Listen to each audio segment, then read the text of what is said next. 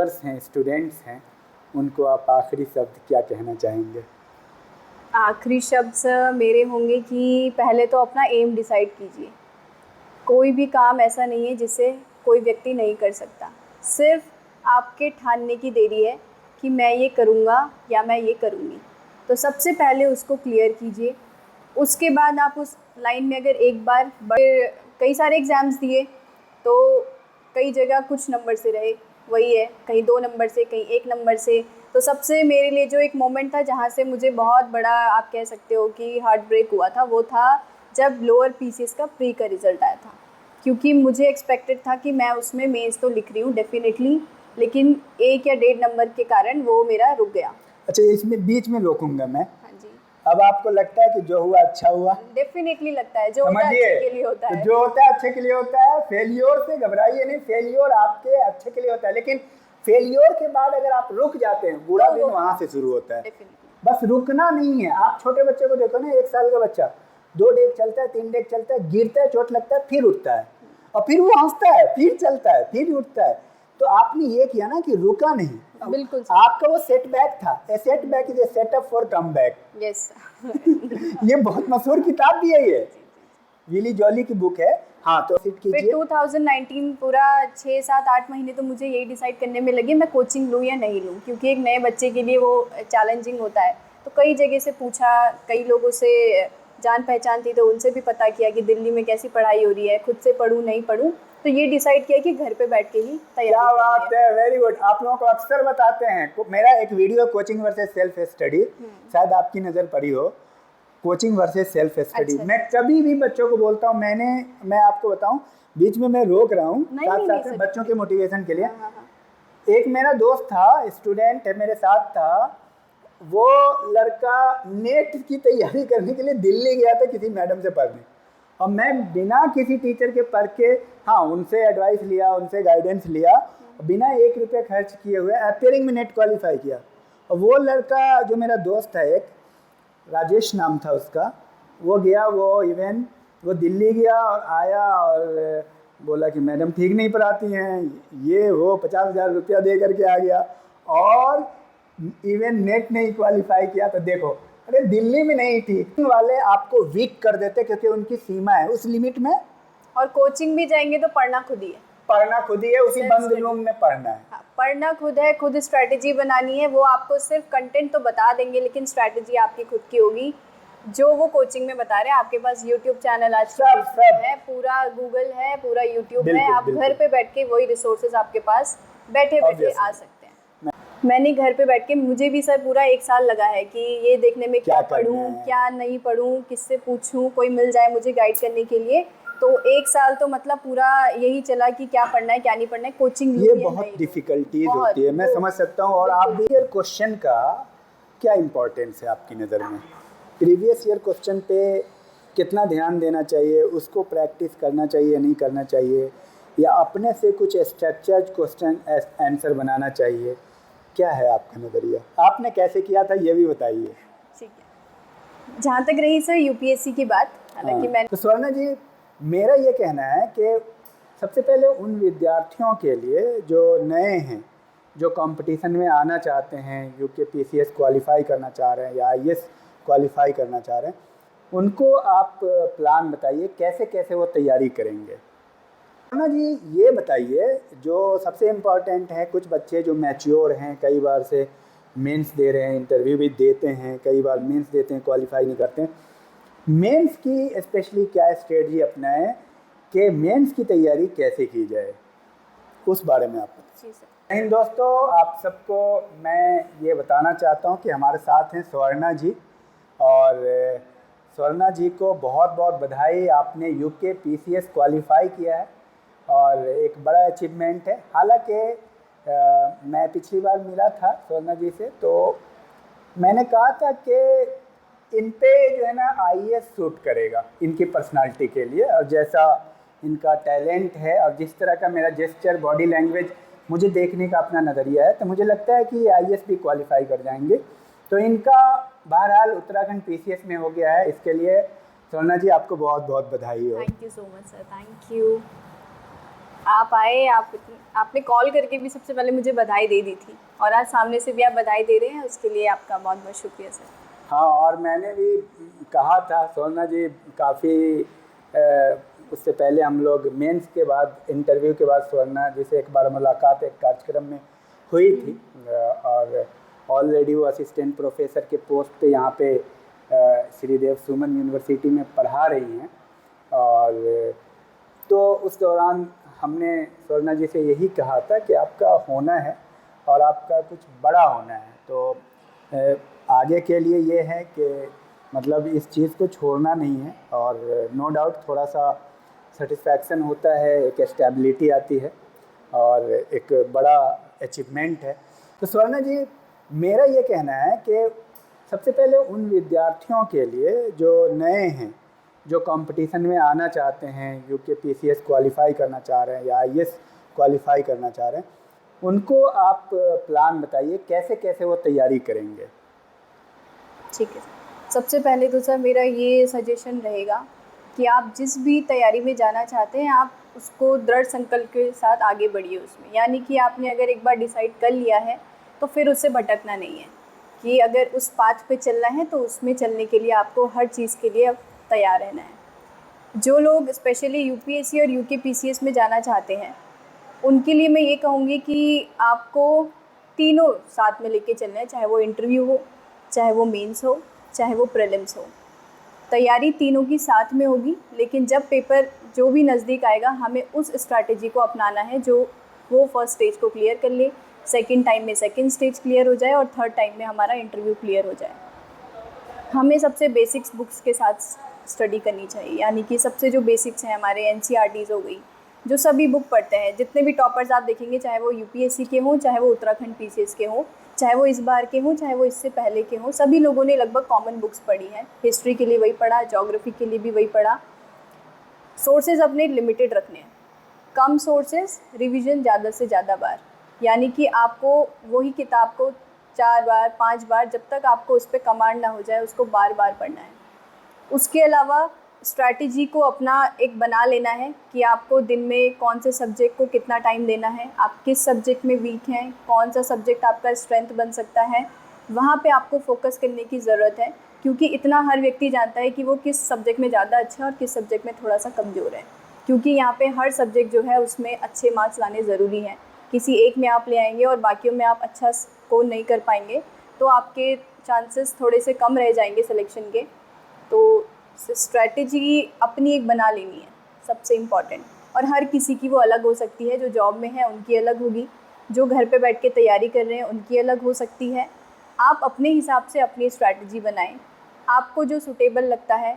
आपको अगर सुबह पढ़ना अच्छा लगता है आप सुबह पढ़िए, आपको रात को पढ़ना अच्छा लगता है आप रात को पढ़िए। और एक सपोर्ट सिस्टम आपके पास होना चाहिए, आपके फ्रेंड्स ऐसे होने चाहिए, आपका कलीग सर्कल ऐसा होना चाहिए जहाँ से आपको सपोर्ट और मोटिवेशन मिलता रहे।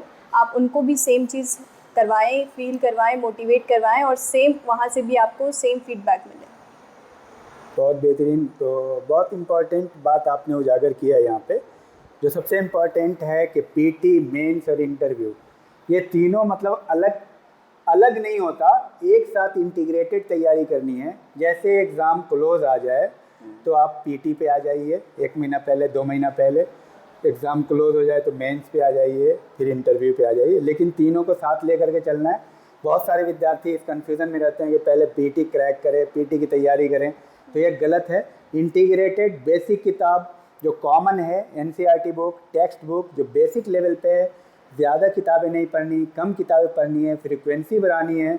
उसको बार बार, मैं तो कहता हूँ 100 बार आप रिवाइज़ कर जाओ। मैंने मतलब सैकड़ों बार रिवीजन किया था।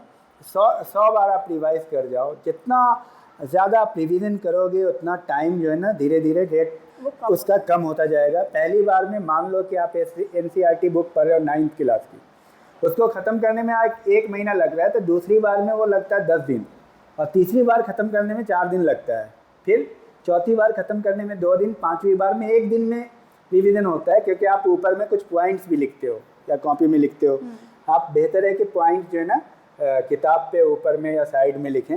और स्वर्णा जी ये बताइए, जो सबसे इम्पॉर्टेंट है, कुछ बच्चे जो मैच्योर हैं, कई बार से मेंस दे रहे हैं, इंटरव्यू भी देते हैं, कई बार मेंस देते हैं, क्वालिफाई नहीं करते हैं। मेंस की स्पेशली क्या स्ट्रेटजी अपनाएं कि मेंस की तैयारी कैसे की जाए, उस बारे में आप बताएं। जी सर, रिसोर्सेज सर सेम रहने वाले हैं। ठीक है, बिल्कुल। वहाँ पे स्ट्रैटेजी होगी आंसर राइटिंग की। बिल्कुल, बताइए यानी आप। कि आप आंसर को कैसे लिखते हैं। मान लीजिए 2000 बच्चों ने प्रीलिम्स क्वालिफाई किया, तो सभी लोग एक कट ऑफ के आसपास तो हैं, इसका मतलब, ठीक है, इसीलिए सारे लोग क्वालिफाइड हैं। अब पढ़ भी सभी लोग रहे हैं, सबके पास कंटेंट है, सबके पास नॉलेज है, इसीलिए वो आगे अब मेंस लिखने जा रहे हैं। अब आप कैसे दूसरों से ज़्यादा नंबर ला सकते हैं, आपको उस पे काम करना है। आप अपने आंसर को कैसे यूनिक बना सकते हैं, उसके लिए है आपका प्रेजेंटेशन स्किल अच्छा होना चाहिए। यानी कि जो आपका एग्जामिनर है, अब तो मैं एज अ टीचर भी आपको थोड़ा सा गाइड कर सकती हूँ। बिल्कुल, आप बिंदास बोलिए, समझाइए उनको। हाँ, कि एज अ टीचर भी जब हमारे सामने कोई कॉपी आती है तो हम आंसर तो पढ़ते ही हैं डेफिनेटली, लेकिन क्या होता है कि प्रेजेंटेशन स्किल्स भी बहुत मायने रखती है। यानी कि मुझे अगर कोई पॉइंट पढ़ना है और अगर मुझे वो डायरेक्ट रिफ्लेक्ट हो रहा है, मैं उसको डायरेक्ट पढ़ सकती हूँ, मुझे ढूंढना ना पड़े उस आंसर में, और मैं ये पूरा जान पा रही हूँ कि इसने इंट्रोडक्शन भी अच्छा लिखा है, इसने कंक्लूजन भी अच्छा लिखा है, इसका कंटेंट भी अच्छा है, इसकी आंसर राइटिंग प्रैक्टिस भी अच्छी है, तो डेफिनेटली उसको अच्छे मार्क्स मिलने वाले हैं। यानी कि आपको फोकस करना है, पहले नॉलेज होना चाहिए, लिखने के लिए आपके पास कंटेंट होना चाहिए, कंटेंट के लिए आपको पढ़ना पड़ेगा। अब जब आपके पास कंटेंट है तो आप डेली आंसर राइटिंग प्रैक्टिस कीजिए। जो सब्जेक्ट पे आपकी कमांड है पहले वहाँ से लिखना शुरू करें। स्टार्टिंग में आपको हो सकता है 1 घंटा भी लगे किसी आंसर को लिखने में, हो सकता है आधा घंटा भी लगे। धीरे धीरे आप टाइम मैनेजमेंट के हिसाब से उसको इतना अच्छा बनाइए कि आपके पास जो भी सवाल आए आप उसको तुरंत से कर लें। अच्छा, प्रीवियस ईयर क्वेश्चन का क्या इम्पोर्टेंस है आपकी नज़र में? प्रीवियस ईयर क्वेश्चन पे कितना ध्यान देना चाहिए, उसको प्रैक्टिस करना चाहिए नहीं करना चाहिए, या अपने से कुछ स्ट्रक्चर्ड क्वेश्चन आंसर बनाना चाहिए? क्या है आपका नज़रिया? आपने कैसे किया था ये भी बताइए। ठीक है, जहाँ तक रही सर यूपीएससी की बात, हालांकि मैंने उसका अभी सिर्फ एक ही अटेम्प्ट दिया है, उसमें PYQs बहुत इंपॉर्टेंट होते हैं। वहाँ पे वो बहुत ज़्यादा रोल प्ले करते हैं, आपको पूरा गाइड का काम करेंगे कि आपको क्या आंसर लिखना है, कैसे क्वेश्चंस यूपीएससी हर बार पूछ रहा है। अब आते हैं यूकेपीसीएस पे, तो थोड़ा सा फ्रिक्वेंटली जो है एग्ज़ाम तो नहीं हो पाता है। 2016 में जो था एग्ज़ाम हुआ, 2019 में रिज़ल्ट आया, तो पिछली बार के कंपैरिजन में इस बार के पेपर काफ़ी हद तक चेंज थे, एनालिटिकल क्वेश्चंस ज़्यादा थे। पेपर के अगर हम PYQs को डेफिनेटली देखेंगे, क्योंकि हमें नहीं पता पेपर कैसे आने वाला है, कि पेपर का पैटर्न वही रहने वाला है या चेंज होने वाला है। इस बार पेपर का पैटर्न काफ़ी डिफरेंट था, तो हमें उसके लिए भी तैयार रहना है कि बाई चांस अगर पेपर का पैटर्न चेंज हो गया तो हमें वहाँ पे किस तरीके से अप्रोच को फॉलो करना है। और PYQ डेफिनेटली देखने चाहिए, चाहे वो 2016 का हो, 2012 का हो, या उससे पहले के PCS के प्रीलिम्स हो या मेंस हो, या उसके अलावा आपको UPSC से भी गाइड मिलेगा, UP PCS के भी आप क्वेश्चंस उठा सकते हैं। तो PYQ तो इम्पॉर्टेंट रोल प्ले करते हैं। मतलब PYQ आप देखिए, स्वर्णा जी का कहना है, और साथ साथ में जो चैलेंजेस हैं आने वाले, उस पर आपको नज़र रखनी है कि क्या क्या परिवर्तन हो सकता है क्वेश्चन के नेचर में। चैलेंजेस जो सामने हैं, जो क्वेश्चन नहीं है, जो हिडन है, वो चीज़ें भी आपको सोच के रखना है कि अचानक आप जाते हैं एग्ज़ाम में और बिल्कुल नया क्वेश्चन आ जाता है, आप उसको कैसे डील करोगे। जब आप सोचे रहेंगे कि इस तरह का क्वेश्चन आ सकता है तो आपके लिए लिखना आसान हो जाएगा, क्योंकि आपका माइंड जो है ना उस तरह का आंसर का फ्रेमवर्क तैयार रखेगा कि बिल्कुल कई बार एग्ज़ाम ऐसे होते हैं IAS PCS के दोनों के, कई बार पैटर्न बिल्कुल चेंज है। जो बच्चे प्रीवियस ईयर क्वेश्चन पे तैयारी करके आए हैं, ऐसा UPSC में भी हुआ है कि पिछले एग्जाम से बिल्कुल नहीं, PT में बिल्कुल नहीं, प्रीलिम्स में भी हिस्ट्री गायब है, पॉलिटी गायब है, इकोनॉमिक्स आ गया, ज्योग्राफी गायब है, एक भी नहीं है। तो आपको ऐसा पैटर्न मानसिक रूप से बनाना पड़ेगा कि अगर जो आपने तैयारी किया पूरा चेंज हो जाए तो भी आप कैसे उभर पाएँ। इसके लिए आपको अलग से थोड़ा काम करना पड़ेगा, थोड़ा डिफरेंट आपको करना पड़ेगा। तो बहुत बेहतरीन आपने बताया। आप ये बताइए, स्वर्णा जी से ये सवाल है, जो बच्चे कहाँ से, मतलब आप कब से शुरू किया तैयारी? आप अपने बारे में बताइए, फिर बताइए बच्चों को कब से शुरू करें। पहले आप अपनी कहानी बताइए। मैं बताती हूँ सर। पहले मैंने आपने ग्रेजुएशन कहाँ से की, पूरी थोड़ी हिस्ट्री बताइए अपनी। ठीक है, मेरा स्कूलिंग ऋषिकेश से ही है। उसके बाद मेरी graduation GB Pant engineering college घुड़दौड़ी से है, जो पौड़ी गढ़वाल में पड़ता है। वहाँ से मैंने सिविल इंजीनियरिंग में बीटेक किया है। उसके बाद तैयारी मैंने स्टार्ट अपने फाइनल ईयर के बाद से शुरू कर दी थी। अच्छा, बीच में हम रोकना चाहेंगे, आपने पीजी भी किया है? हाँ, वही बता रही हूँ उसे। अच्छा, ठीक है, बताइए। तो मैंने ये अपने कॉलेज ईयर्स में डिसाइड कर लिया था कि मुझे अब सिविल सर्विसेज में ही आगे बढ़ना है। हालांकि मैं वहाँ पे भी ठीक कर रही थी, लेकिन मेरा इंटरेस्ट इस फील्ड में ज़्यादा था। मैंने वहाँ पे डिसाइड कर लिया था। उसके बाद मैंने अपना 2019 में अपना बीटेक पूरा किया। ये कंफर्म था कि मुझे इसी लाइन में आगे बढ़ना है, मुझे गेट और ये सारे एग्ज़ाम्स फ़िलहाल नहीं देने। मैंने घर पे बैठ के, मुझे भी सर पूरा 1 साल लगा है कि ये देखने में क्या पढूं, क्या नहीं पढूं, किससे पूछूं, कोई मिल जाए मुझे गाइड करने के लिए। तो 1 साल तो मतलब पूरा यही चला कि क्या पढ़ना है क्या नहीं पढ़ना है, कोचिंग ये बहुत डिफिकल्टीज होती है, मैं समझ सकता हूँ। और आप भी ऐसे भी, आप जो है ना इंजीनियरिंग के छात्र हैं, इंजीनियरिंग बैकग्राउंड है। जो बीए वगैरह का होता है तो वो टीचर के भी कांटेक्ट में होता है, थोड़ा उसको अंडरस्टैंडिंग होती है। अब आपने हिस्ट्री, पॉलिटी, ज्योग्राफी तो कभी पढ़ी ही नहीं, पॉइंट समझा ही नहीं। वो तो उस वक्त तक तो सिर्फ लोग मार्क्स के लिए पढ़ते हैं ना, नंबर लाने के लिए पढ़ते हैं, नॉलेज के लिए तो पढ़ते हैं 10+2 के बाद। ये भी बाद में पता चलता है कि ये सब काम आने वाला है आगे। जी, कि वो बच्चे जो 9th 10th का पढ़ते हैं उनको लगता ही नहीं कि वो वही सब आगे काम आने वाला है इसमें। तो आपका बिल्कुल टेस्ट नहीं था, और जाहिर सी बात है उसके बाद आपने इतना बड़ा, तो आगे फिर क्या हुआ, प्रोसीड कीजिए। फिर 2019 पूरा 6, 7, 8 महीने तो मुझे यही डिसाइड करने में लगे मैं कोचिंग लूँ या नहीं लूँ, क्योंकि एक नए बच्चे के लिए वो चैलेंजिंग होता है। तो कई जगह से पूछा, कई लोगों से जान पहचान थी तो उनसे भी पता किया कि दिल्ली में कैसी पढ़ाई हो रही है, खुद से पढूं नहीं पढूं। तो ये डिसाइड किया कि घर पे बैठ के ही तैयारी। क्या बात है, वेरी गुड। आप लोगों को अक्सर बताते हैं, मेरा एक video coaching versus self study, शायद आपकी नज़र पड़ी हो, कोचिंग वर्सेस सेल्फ स्टडी। मैं कभी भी बच्चों को बोलता हूँ, मैं आपको बताऊँ, बीच में मैं रोक रहा हूँ साथ साथ में बच्चों के मोटिवेशन के लिए। एक मेरा दोस्त था, स्टूडेंट है, मेरे साथ था, वो लड़का नेट की तैयारी करने के लिए दिल्ली गया था किसी मैडम से पढ़ने, और मैं बिना किसी टीचर के पढ़ के, हाँ उनसे एडवाइस लिया, उनसे गाइडेंस लिया, बिना 1 रुपये खर्च किए हुए अपियरिंग में नेट क्वालिफाई किया।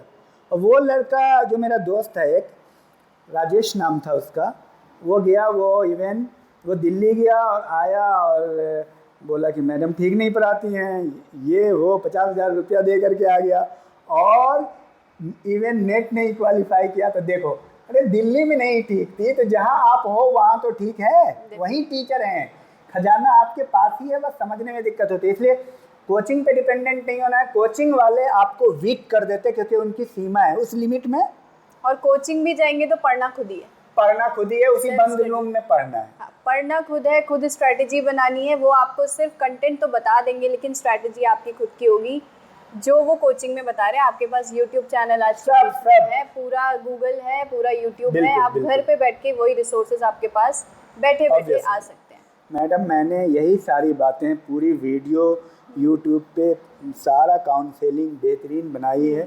जो आप बोल रहे हैं ना, ये वाली चीज़ें मुझे बहुत अच्छी लगी, क्योंकि हम बच्चों को काफ़ी इंसिस्ट करते हैं। इसमें होता क्या है, जब हम इंडल्ज होता है या उसमें ट्रैप में फंस जाते हैं, मैं ट्रैप ही बोलता हूँ उसको, तो उसमें क्या होता है ना, आपको अगर नॉलेज इतना होना था ना तो इतना होगा, क्योंकि आप किसी के अंडर में लिमिट हो गए। अगर किसी के गाइडेंस में काम कर रहे हैं और बात कर रहे हैं कि ये पढ़ लो, उसमें क्या है, तो आपका रेंज वाइड होता है।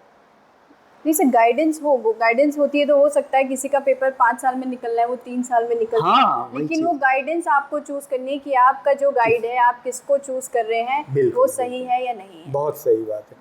Proceed now. हाँ, उसके बाद सर मैंने 2019 से फिर स्टार्ट किया। स्टार्टिंग में यूपीएससी से ही किया था, लेकिन बीच में कोरोना टाइम भी आ गया और कुछ अपना पर्सनल कई चीज़ें होती हैं, सिचुएशंस भी होती हैं। तो साथ में मैंने सोचा था, मैं भी ऐसी कन्फ्यूजन में थी कि एमटेक करूं, एमबीए करूं या फिर मास्टर्स करूं। थोड़ा सा बीटेक करने के बाद लगता है कि मास्टर्स क्यों करूं। हाँ, बहुत अजीब सा लगता है कि एमटेक करूंगी, एक और अपॉर्चुनिटी मिलेगी कि बाई चांस कल की डेट पे अगर यूपीएससी या पीसीएस में नहीं होता है तो एक बैकअप प्लान होना चाहिए। बहुत अच्छा, जी। तो लेकिन फिर भी वही है कि वहाँ पे भी संकल्प लेना ही पड़ता है। तो मैंने डिसाइड किया कि मुझे कोई ऐसा सब्जेक्ट चूज़ करना है जिसको पढ़ के भी मुझे इंटरेस्ट आए और साथ में वो तैयारी के साथ ईजिली हो भी जाए। बेशक। सोशियोलॉजी सिलेबस देखा, उसके अलावा कई और सब्जेक्ट्स भी चूज़ किए थे, लेकिन लास्ट में फाइनल किया कि सोशियोलॉजी से अब क्या करना है, एमए करना है। तो मैंने उससे मास्टर्स किया उत्तराखंड ओपन यूनिवर्सिटी से।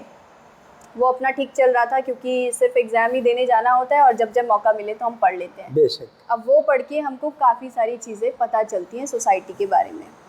उसके बाद सर 2021 में इसका नोटिफिकेशन आया। इससे पहले मैंने कई सारे एग्जाम्स दिए हैं। बेशक बेशक। ग्रुप सी के एग्जाम भी दिए होंगे, जरूर दिए होंगे। अब क्या है, मैं इसमें बीच में इसलिए रोकना चाह रहा हूँ कि अनुभव ऐसा है कि हालात ऐसे आ गए हैं कि जाहिर सी बात है वैकेंसी नहीं है, तो इसमें क्या होता है, जो आईएएस की तैयारी कर रहे हैं वो हर चीज़ का फॉर्म भर रहे हैं, ग्रुप सी के भी भर रहे हैं, ठीक है कुछ, और इसमें ज़्यादातर लोग इसको छुपा के चलते हैं, बताते नहीं हैं, पर ये आपकी भलमनसा है, बहुत अच्छी बात है। क्योंकि ये ऑप्शन आपका, बट आपका स्टैंडर्ड बड़ा होना चाहिए, इस बात का ख्याल रखिए। ग्रुप सी का स्टैंडर्ड रख के आप यूपीएससी या पीसीएस नहीं क्वालिफाई कर सकते, यूपीएससी या पीसीएस का स्टैंडर्ड रख के ग्रुप सी क्वालिफाई कर सकते हैं। तो ठीक है, रोजगार तो चलाना है ना, रोजगार तो चाहिए ना, पेट को भरने के लिए तो कोई ना कोई चीज़ चाहिए, वो एक अलग चीज़ है। अल्टीमेटली आप देखिए असिस्टेंट प्रोफेसर भी हो गई, सोशियोलॉजी से आपने नेट भी क्वालिफाई किया और आप पढ़ा भी रही थी साथ में। तो क्या है कि रोजगार के लिए ये सारी चीज़ें करनी पड़ती, लेकिन जो आपका मेन गोल होता है, जो उद्देश्य होता है, वो आपका असल है, उसके स्टैंडर्ड को फॉलो करना चाहिए। जी हाँ, तो सर फिर कई सारे एग्ज़ाम्स दिए, तो कई जगह कुछ नंबर से रहे, वही है, कहीं 2 नंबर से, कहीं 1 नंबर से। तो सबसे मेरे लिए जो एक मोमेंट था जहाँ से मुझे बहुत बड़ा, आप कह सकते हो कि हार्ट ब्रेक हुआ था, वो था जब लोअर पीसीएस का प्री का रिज़ल्ट आया था। क्योंकि मुझे एक्सपेक्टेड था कि मैं उसमें मेंस तो लिख रही हूँ डेफिनेटली, लेकिन 1 या 1.5 नंबर के कारण वो मेरा रुक गया। अच्छा, इसमें बीच में रोकूंगा मैं। हाँ जी। अब आपको लगता है कि जो हुआ अच्छा हुआ? डेफिनेटली लगता है, जो होता है अच्छे के लिए होता है। तो जो होता है अच्छे के लिए होता है, फेलियोर से घबराइए नहीं, फेलियोर आपके अच्छे के लिए होता है, लेकिन फेलियोर के बाद अगर आप रुक जाते हैं, बुरा दिन वहाँ से शुरू होता है। बस रुकना नहीं है। आप छोटे बच्चे को देखो ना, 1 साल का बच्चा 2 डेग चलता है, 3 डेग चलता है, गिरता है, चोट लगता है, फिर उठता है, और फिर वो हंसता है, फिर चलता है, फिर उठता है। तो आपने ये किया ना कि रुका नहीं, बिल्कुल आपका वो सेटबैक था। A setback is a setup for comeback. Yes. ये बहुत मशहूर किताब भी है, ये विली जॉली की बुक है। हाँ, तो प्रोसीड। तो उसके बाद क्या हुआ? वहाँ से मुझे लगा कि मतलब मैं तो पूरा क्लियर थी कि हो रहा है। हाँ। तो उसके 1-2 महीने बाद ही प्रीलिम्स था। अब प्रीलिम्स का सिलेबस लगभग लोअर और इसका सेम है। जी, थोड़ा सा वहाँ पे 1 पेपर होता है, यहाँ पे 2 पेपर होते हैं। वही था, इतना पढ़ा है, मेहनत तो करनी ही है आगे, क्योंकि जो सपने देखे हैं उनको पूरा करने के लिए जितना भी टाइम लगे, जितने एफर्ट लगे, करने हैं। कल के दिन अगर सिलेक्शन होता है या नहीं होता है, सिर्फ सिलेक्शन होने पे ही सब पूछेंगे कि कैसे हुआ और क्यों हुआ। जो नहीं होगा वो हम ही जानते हैं। बेशक। और वो ये नहीं देखेंगे इसके पीछे हमने कितना स्ट्रगल किया। आंसर राइटिंग जो हम कर रहे हैं, हमारे आंसर्स रिफ्लेक्ट करेंगे, उसके पीछे की जो कंडीशन है वो सिर्फ हम जानते हैं। यानी कि उसी मोटिवेशन से कि अपनी फैमिली के लिए कुछ करना है, अपने लिए कुछ करना है, और सबसे स्पेशल सोसाइटी के लिए कुछ करना है। क्योंकि लोग चाहिए सोसाइटी में जो कुछ अच्छा काम करें, सोसाइटी के रिस्पेक्ट में सोचें। फिर उसके बाद प्रीलिम्स निकला, थोड़ा सा साइकिल लंबी चली, 21 से 24 हो गया है। 3 तो साल की। हाँ, उसके बाद मेंस की डेली प्रैक्टिस होती थी, तैयारी करती थी। मुझे भी नहीं पता था, इसमें मेरे फ्रेंड्स ने बहुत मुझे सपोर्ट किया है। 1-2 फ्रेंड हैं जो तैयारी कर रहे हैं। उनका नाम आप ले सकते हैं? कौन कौन फ्रेंड ने आपकी हेल्प की? 1 फ्रेंड, 2 फ्रेंड मेरे काफ़ी सहायक रहे हैं इसमें। एक अभी जो मेरा फ्रेंड है अभी असिस्टेंट इंजीनियर है, हालांकि उसका फील्ड दूसरा था, लेकिन जब भी मैं परेशान होती थी उसको तुरंत फ़ोन करती थी। एक मेरे फ्रेंड है नीरज डंगवाल, उन्होंने भी मुझे पूरा हेल्प किया। कई एग्ज़ाम्स उन्होंने भी निकाले, लेकिन वो ये एंड मोमेंट पे थोड़ा थोड़ा एग्ज़ाम्स में रुक जाते हैं। लेकिन वहाँ से मुझे मोटिवेशन भी मिला, गाइडेंस भी मिली, फैमिली सपोर्ट बहुत ज़्यादा रहा है। मम्मी पापा भाई तीनों ने बहुत सपोर्ट किया है कि चलो अभी नहीं हुआ, थोड़ा सा और मेहनत करो, थोड़ा सा और करो, हमारी तरफ से कोई दिक्कत नहीं है।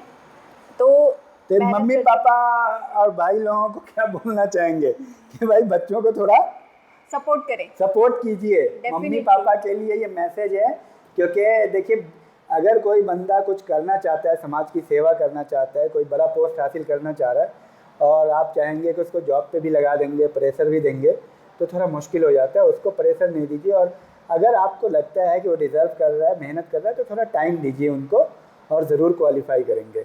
हाँ, डेफिनेटली सर, पेरेंट्स को सपोर्ट करना चाहिए और बच्चे को भी वो समझना चाहिए। कई सारे ऐसे बच्चे होंगे जो तैयारी कर रहे हैं, लेकिन डेडिकेटेड रूप से कौन तैयारी कर रहा है वो भी इम्पॉर्टेंट है। बहुत मुश्किल है। हाँ। डेडिकेशन तो है ही नहीं, बहुत कम है, रेयर ऑफ द रेयर ये जो आप देख रहे हैं ना मैडम, ये रेयर ऑफ द रेयरेस्ट लोग हैं। डेडिकेशन तो खत्म ही है, अगर डेडिकेटेड हो गए तो ये तो बहुत छोटी चीज़ है, कुछ भी कर सकते हैं इंसान। जी, तो सही कहा आपने। डेडिकेशन होना चाहिए, क्योंकि आपके पेरेंट्स भी आपको अगर सपोर्ट कर रहे हैं तो कुछ उम्मीद के साथ ही कर रहे हैं, जी। और आप भी उनसे उम्मीद कर रहे हैं कि वो हमको फाइनेंशियली भी सपोर्ट कर दें, वो हमको घर पे सारी सुविधाएं भी दे दें। तो उनका भी ये है कि हमारा बच्चा कल के दिन एफर्ट करे। अब सिलेक्शन होना, एक नंबर से रुक जाना, वो एक एटलीस्ट अलग आप वहाँ पहुँचे, वो एक अलग चीज़ है। लास्ट में लक भी एक फैक्टर होता है। तो सपोर्ट ज़रूरी है। अपना पीयर ग्रुप ऐसा बनाएं जो आपको हमेशा मोटिवेट करें, क्योंकि आपका सर्कल बहुत बड़ा होगा। ऐसे लोग आपके आसपास होंगे कि बोलेंगे चलो आज क्यों पढ़ना है, चलो घूमने चलते हैं। तो उस तरीके के लोगों से थोड़ा सा अवॉइड करना है। ऐसा नहीं है कि वो लोग गलत है, उनका अपना सर्कल है, हो सकता है वो अपनी लाइफ में एंजॉय कर रहे हो, लेकिन अभी आपको मेहनत करने की ज़रूरत है, क्योंकि अभी मेहनत करोगे तो बाद में आपको फिर एंजॉय तो करना ही है लाइफ। तो सपोर्ट बहुत इंपॉर्टेंट है। बच्चे को भी समझना है कि अगर बाई चांस उसका काफ़ी नंबर से हर बार रुक रहा है तो बैकअप प्लान भी वो देखे।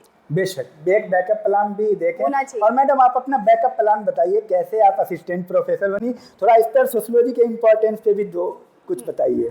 मेरा मास्टर्स पूरा हुआ, उसके बाद मैंने देखा कि अभी तो मेंस मैंने जस्ट लिखा था फरवरी 2023 में। कोई बात जैसे ही मेंस क्लियर होने का पता नहीं था कि 50-50% है, हो भी सकता है नहीं भी हो सकता है। अपनी तरफ से बेस्ट दिया है, अपनी तरफ से 100% दिया है, आंसर राइटिंग अच्छी की है, कंटेंट बाई चांस नहीं भी होता है तो कुछ तो ऐसा होना चाहिए कि कल के दिन ये ना लगे कि हमारे पास स्टेबिलिटी नहीं है या कोई जॉब नहीं है। तो मुझे सबसे इजी जो उस वक्त लगा अपने लिए कि जिसका रिज़ल्ट भी टाइमली आ जाएगा, जहाँ पे मैं अपने आप को थोड़ा सा अच्छा भी फील करूँगी, जहाँ पे मैं किसी को कुछ नॉलेज दे भी सकूँ और ले भी सकूँ, तो मुझे बेस्ट अपॉर्चुनिटी लगी कि नेट का एग्ज़ाम होता है हर साल, वहाँ पे मैं इसके लिए अप्लाई करूँ। तो मैंने मेंस दिया फरवरी 2023 में।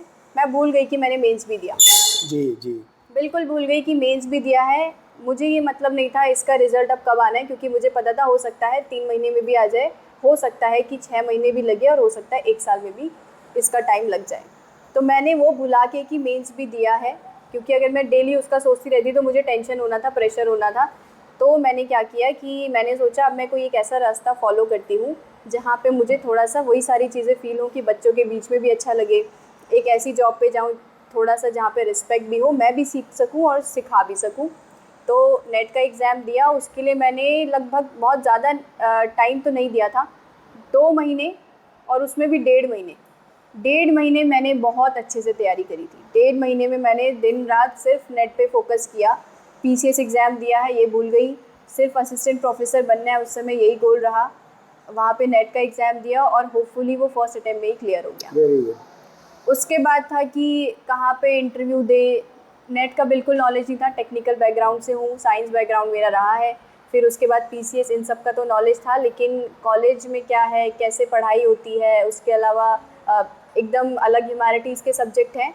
तो कोशिश की जानने की नेट का एग्ज़ाम कैसा है क्या है, उसको क्लियर किया। उसके बाद इंटरव्यूज़ देने की प्रोसेस स्टार्ट हुई। मैं जैसे ही मेरा रिज़ल्ट आया था कुछ दिन में जो है पंडित ललित मोहन शर्मा परिसर में जो है वैकेंसीज़ निकली, तो मैं भी आई। मुझे ये था होगा तो ठीक, नहीं होगा तो ठीक, क्योंकि नहीं होगा तो पूरे ऑल इंडिया में हम कहीं ना कहीं तो अप्लाई कर ही सकते हैं। बेशक जी। तो वो था कि चलो एक एग्ज़ाम तो क्लियर हो गया है। तो फिर यहाँ पे कॉलेज में आए, यहाँ पे पूरा 1 साल काफ़ी सारी चीज़ें सीखी, बच्चों से भी सीखी, साथ में अपने जो कलीग्स हैं उनसे भी सीखा, अपने जो सीनियर प्रोफेसर्स हैं उनसे भी सीखा। डेली कुछ ना कुछ सीखने को मिलता था और मिलता है, और मुझे तो लगता है आगे भी मिलता ही रहेगा।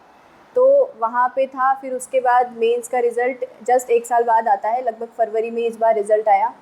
तो इवन मुझे इतना था कि छोड़ो, अभी इतना भूल गई थी कि अपना एडमिट कार्ड भी मैंने संभाल के नहीं रखा था कि जिस दिन रिज़ल्ट आएगा, हाँ, जिस दिन रिज़ल्ट आएगा मैं उसी दिन देखूंगी। होगा तो ठीक, बुरा तो लगेगा, ऑब्वियसली लगेगा, लेकिन नहीं होगा तो कोई बात नहीं, फिर से मेहनत कर लेंगे। हाँ, तो एडमिट कार्ड ढूंढा। ऐसे ही देखिए गीता के जो शब्द हैं, कर्म करो फल की इच्छा ना करो, ऐसे ही एग्जाम दे के भूल जाया करो और कोई और गोल में लग जाया करो। और आपको मैं ये भी बता दूं, बीच में मैंने कट किया है कि सोशियोलॉजी सब्जेक्ट लेके नेट क्वालिफाई करके और ये बंदी जो है ना असिस्टेंट प्रोफेसर भी बन गई। और कितना बेहतरीन सब्जेक्ट है, थोड़ा सब्जेक्ट पे हाईलाइट कीजिए, कैसा सब्जेक्ट लगा आपको sociology? One of the best subjects है। मैंने अपना टेक्निकल में भी पढ़ा है, लेकिन सोसाइटी के बारे में हम कहाँ पे पढ़ रहे हैं, हम सोशियोलॉजी में पढ़ रहे हैं। थिंकर्स हमें कई सारी चीज़ों के बारे में बताते हैं। सोसाइटी को हम एक अलग तरीके से समझते थे। इमाइल हुर्कि ने जब बताया तो हमारा एक अलग उससे परिप्रेक्ष्य, हमारी एक अलग सोच, हमारी एक अलग नज़रिया विकसित हुआ जब उन्होंने इस चीज़ के बारे में बताया। सोसाइटी के बारे में बताते हैं। उसके अलावा प्राइमरी ग्रुप, सेकेंडरी ग्रुप्स, हम लोग जो डेली का इंट्रैक्शन किसी से करते हैं, वो सारी चीज़ें, सोशल रिलेशंस, मतलब एक ऐसा सब्जेक्ट है कि चाहे आप किसी भी लाइन से आते हो, किसी भी स्ट्रीम से आते हो, अगर आपने पढ़ लिया तो आपको एडवांटेज ही देने वाला है, डिसएडवांटेज तो नहीं देने वाला है। समाज में रहते हुए हमें समाज के बारे में जानने को मिलता है, तो एक बहुत ही बेहतरीन सब्जेक्ट है। आप इसको आगे, अगर पीसीएस में तो फिलहाल नहीं है, ऑप्शनल नहीं का। और जगह है। हाँ, जैसे जहाँ पे भी है आईएएस या पीसीएस में, वो सोशियोलॉजी को कैसे ले सकते हैं, बिल्कुल वहाँ पे बहुत अच्छा स्कोप है, आप उसके लिए प्रिपेयर कीजिए। अब तो गाइडेंस भी काफ़ी सारी है सब्जेक्ट्स के लिए, आप यूट्यूब से देख सकते हैं, कुछ मटेरियल आपके पास है, आपके पास टीचर्स हैं, आपके पास गुरु हैं, आप कहीं से भी नॉलेज ले सकते हैं। ज़रूरत है कि आप सामने आएँ और आप बोलें कि हमको ये चीज़ सीखनी है, हमको ये चीज़ समझनी है। तो one of the best subject है। सिर्फ ऐसा नहीं है कि आपको पढ़ लेना है, आपको डेली नई चीज़ों के बारे में पता चलेगा, सोसाइटी के बारे में पता चलता रहेगा। देखिए सोशियोलॉजी एक तो ये कि इजी टू अंडरस्टैंड है, कॉन्सेप्ट है, थोड़ा सा क्लियर करना पड़ता है। मैं आपको बता दूं मैडम कि मेरे इस चैनल से और 2 विद्यार्थी नेट क्वालिफाई हुए अपियरिंग में। बढ़िया सर। मतलब वो 3rd सेमेस्टर में, एक शिवानी परमार है और एक अश्विनी है, और 4-5 विद्यार्थी अभी लाइन में हैं, उनकी अच्छी है। तो कहने का मतलब ये है कि इजी टू अंडरस्टैंड है, कोई दिक्कत नहीं। बीए में आपने पढ़ा है, नहीं पढ़ा है, कैसे पढ़ा है, और आप किसी भी स्ट्रीम से आते हैं, हाँ, आपके लिए वो हेल्पफुल है और आपको नई दिक्कत होने वाली है। हाँ, बहुत आसान है। तो ultimately you have got selection in Shridev ह्यूमन कैंपस ऋषिकेश, और उसके लिए भी आपको बधाई। आपसे हमारी मुलाकात हुई उस वर्कशॉप में, सेमिनार में। तो आपका यहाँ सिलेक्शन हुआ, उसके बाद फिर आप जो है उत्सुकता बढ़ाई इंटरव्यू के लिए। इंटरव्यू तो तब आपका होना था, यहाँ आने के बाद इंटरव्यू हुआ था? जी सर, इंटरव्यू तो अभी हुआ है जून में। हाँ, इंटरव्यू अभी जून में हुआ, ठीक है। तो इंटरव्यू के लिए सोशियोलॉजी कितना हेल्पफुल है? इंटरव्यू के लिए है सर, लेकिन हाँ काफ़ी इंपॉर्टेंट है सर। मुझे याद आ गया कि मुझसे 3-4 सवाल तो सोशियोलॉजी के ही थे, क्योंकि उन्होंने मुझसे पूछा, आप पता है कि असिस्टेंट प्रोफेसर है, तो सोशियोलॉजी से रिलेटेड 3-4 क्वेश्चंस तो मेरे पे वहाँ पे पूछे गए थे। उसके अलावा वहाँ पे आपकी ज़्यादातर पर्सनैलिटी चेक होती है। हर किसी व्यक्ति को 100% का नॉलेज हो, ये तो पॉसिबल नहीं है, क्योंकि वो इंटरव्यू है, आपकी पर्सनैलिटी टेस्ट हो रही है। हर किसी को हर चीज़ आ जाए ऐसा तो पॉसिबल नहीं होने वाला है। वहाँ पे आप किसी आंसर का कैसे जवाब देते हैं, कैसे आप वहाँ पे सॉरी बोलते हैं अगर आपको नहीं आता है, कैसे आप उनको अगर आप किसी का नाम भी ले रहे हैं तो आप उसमें पहले श्रीमान लगा रहे हैं, जी लगा रहे हैं बाद में, यानी कि आप अगर किसी का नाम ले रहे हैं, किसी का एग्जाम्पल दे रहे हैं, तो आप वहाँ पे रिस्पेक्ट भी शो करें। उसके अलावा आपका पूरा पर्सनैलिटी चेकअप है सर, कि अगर वो आपको मान लीजिए कुछ ऐसा टेस्ट कर रहे हैं कि आप थोड़े से भड़क तो नहीं जाएंगे, तो भड़कना भी नहीं है वहाँ पे आपको ये मेंटेन करके रखना है कि आपकी पर्सनैलिटी जो है वही दिखे। आप अगर एक प्रशासन के अंदर जा रहे हैं, अगर प्रशासनिक सेवाओं में जा रहे हैं, तो आपके अंदर वो सारी क्वालिटीज़ होनी चाहिए जो एक एडमिनिस्ट्रेटर में चाहिए। तो वो आपको तैयारी के साथ, मुझे लगता है सर, वो आ जाती है, वो आ जाती है तैयारी के साथ, पैटर्न बन जाता है। आपको पता है कहाँ पे क्या बोलना है, कितना बोलना है, और सब्जेक्ट का नॉलेज तो रहता ही है, और ओवरऑल आपकी पर्सनैलिटी चेक होती है कि आप किस तरीके से जवाब देते हैं किसी भी सवाल का। चलिए, नए बच्चे जो बीए फर्स्ट ईयर में आते हैं मैडम, लास्ट सवाल है, आखिरी सवाल है, उनको कैसे कैसे शुरुआत करना चाहिए और आपकी नज़र में तैयारी कब शुरू करनी चाहिए? पहले वो सवाल का जवाब दे दीजिए। नए बच्चे कब कैसे शुरू करें, क्या करें वो पीसीएस वगैरह के लिए? नए बच्चों को सबसे पहले तो ये पेपर है क्या वो समझ लेना चाहिए। बेशक। उनको इस तैयारी में क्यों आना चाहिए वो भी डिसाइड कर लेना चाहिए, क्योंकि अगर आपको कोई बोल रहा है कि आप इस सर्विस में चले जाओ, तो वो कुछ दिन तो सर्वाइव करेगा, लेकिन ज़्यादा दिन तक वो नहीं चलने वाला है। जब तक आपका इनर मोटिवेशन नहीं है कि आपको, पैशन, आपको थोड़ी देर कोई मोटिवेट कर देगा कि चलो आज किसी एक ने करा, कल किसी एक ने करा, वो कुछ दिन तक ही रहेगा, वो ज़्यादा दिन तक नहीं टिकेगा। अगर आपके अंदर से आ रहा है कि मुझे भाई इसी सेवा में जाना है, मुझे इसी फील्ड में आगे बढ़ना है, तो आप डेफिनेटली बढ़ें। उसके बाद आप ये डिसाइड करें कि ये पेपर है क्या, इसके बारे में जानें।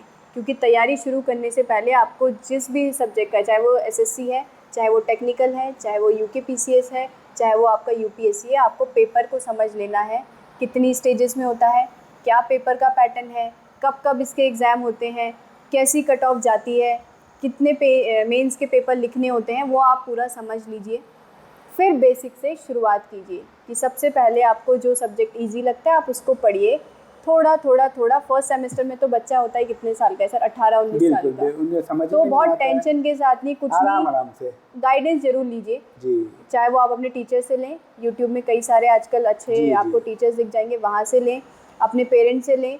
उसके अलावा हो सकता है आपके फ्रेंड सर्कल में ऐसे लोग हो, वहाँ से लें, जहाँ से आपको गाइडेंस मिलती है आप गाइडेंस लीजिए और थोड़ा थोड़ा थोड़ा थोड़ा स्टार्ट करते हुए चलिए। बहुत ज़्यादा बर्डन लेने की ज़रूरत नहीं है। अगर आप बीए फर्स्ट सेम से शुरू कर रहे हैं, बहुत ज़्यादा मेहनत करने की ज़रूरत आपको थर्ड सेम से पड़ जाएगी, क्योंकि आप अब 21 साल के होने वाले हैं और वही एक एलिजिबिलिटी क्राइटेरिया है कि आपको वो फुलफ़िल करना है और आपको वहाँ तक पहुँचना है। तो अब आप उस पर ज़्यादा मेहनत कीजिए, साथ में क्लासेस भी जो होती हैं उनको भी अटेंड कीजिए। वही अगर आप ह्यूमैनिटीज़ के बच्चे हैं तो वही सारे सब्जेक्ट्स तो आने हैं वहाँ पे, हिस्ट्री आना है, ज्योग्राफी आना है, इकोनॉमिक्स आना है, सोशियोलॉजी का बहुत इंपॉर्टेंट रोल है कि आप आंसर को कैसे लिखते हैं, आप वहाँ पे उसका हिंट डाल सकते हैं, एग्जाम्पल कोट कर सकते हैं, तो वहाँ पे वो आपको हेल्प करने वाला है।